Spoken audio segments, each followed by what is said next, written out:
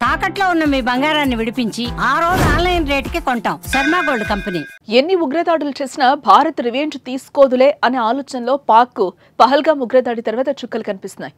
భారత్ సింధు జలాల ఒప్పందంను పక్కన పెట్టినట్లు ప్రకటించి పాకిస్తాన్కు ఇండియా చావు దెబ్బ కొట్టింది. ఈ ఒక్క నిర్ణయం వారికి నిద్ర లేకుండా చేస్తోంది. ముఖ్యంగా సింధు రాష్ట్ర రైతులు తీవ్ర ఆందోళనకు గురవుతున్నారు. కొంతకాలంగా నీరు కోసం సింధు రాష్ట్ర ప్రజలు చేస్తున్న ఆందోళనలు భారత ఆంక్షల తర్వాత మరింత తీవ్ర రూపం దాల్చాయి. సింధు జలాల ఒప్పందాన్ని ఇండియా రద్దు చేసుకోవడంతో వారు తీవ్ర ఆందోళనకు గురై పాక్ ప్రభుత్వానికి వ్యతిరేకంగా రోడ్డెక్కి నీళ్ల కోసం నిరసనలు తెలుపుతున్నారు.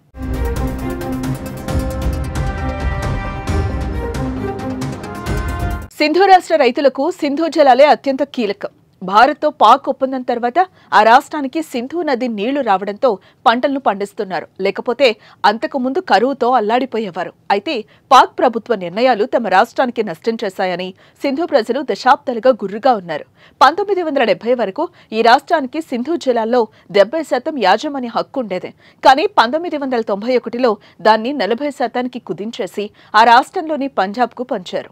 1999 నుంచి 2023 వరకు సింధ్ 40% కొరత ఎదుర్కోగా పంజాబ్ కేవలం 15% మాత్రమే చవిచూసింది. ఇక 2024 ఏప్రిల్ మే మధ్య రాష్ట్రానికి 4.645 మిలియన్ ఎకర్ ఫీట్ నీటిని కేటాయించగా కేవలం 3.560 మిలియన్ ఎకర్ ఫీట్ నీటిని మాత్రమే వాడుకోగలిగింది. సింధు జలాలు తొలుత పంజాబ్లోకి ప్రవేశించి ఆ తర్వాత సింధు ప్రాంతానికి చేరుతాయి. ఈ క్రమంలో పంజాబ్లోనే అత్యధికంగా నీళ్లు వాడేసుకుని దిగువకు అసలు వదలటం లేదని వారు ఆరోపణలు చేస్తున్నారు.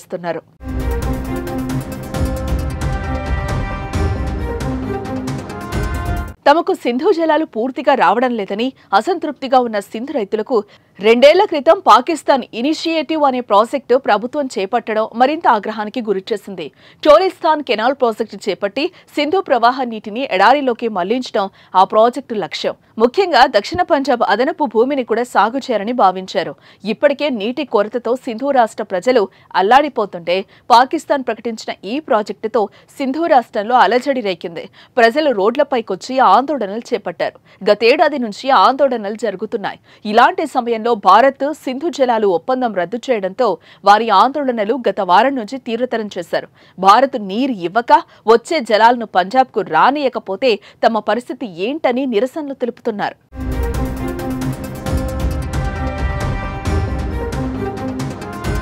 ఇటు రైతు ఉద్యమం, అటు స్వాతంత్ర్యం కోసం బలూచిస్తాన్ యుద్ధం, దేశ ప్రజల ఆకలి కేకలు, ఇన్ని సమస్యలున్న పాక్ భారత్పై ఉగ్రదాడికి సాయపడి మరో కష్టాన్ని కొని తెచ్చుకుంది.